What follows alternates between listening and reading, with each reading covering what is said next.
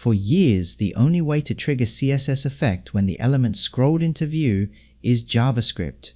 You had to set up intersection observer, calculate scroll offsets, and worry about issues on mobile. All that for just a simple fade-ins effect. But in this video, I'm going to show you how to use the new CSS feature, Animation Timeline, along with a nice workaround for unsupported browsers. This allows us to trigger animations based solely on when an element enters the viewport, which is much easier and cleaner. Let's check it out.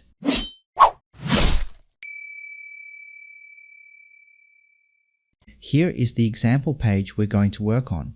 Simple landing page with 3 card elements. Now I added some basic fade-in animation to the card element by changing the opacity, translate, and scale. Animation will play immediately when the page is loaded, but we'll change that with just a single line of CSS. Here is the magic. Just add Animation Timeline View. This will tell browser to trigger the animation when this element enters the viewport.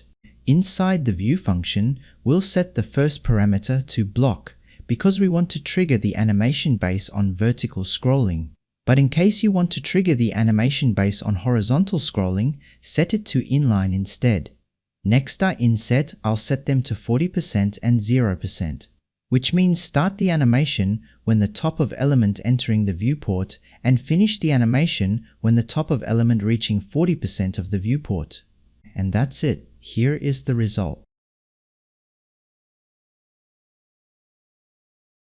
Since Animation Timeline is a relatively new property, Firefox still doesn't support it.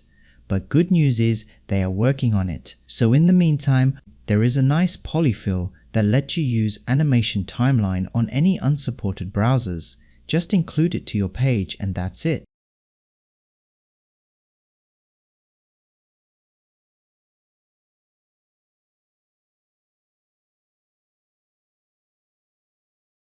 One final tip before we end this video. If you're not too lazy, you might want to conditional load the polyfill only for unsupported browser.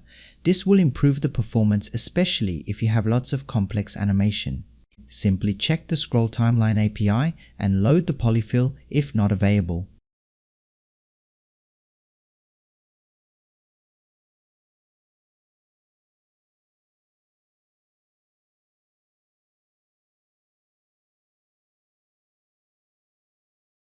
That's all for this video. I hope this helps you clean up your codebase for easier maintenance. If you find this tutorial helpful, don't forget to like and subscribe for more.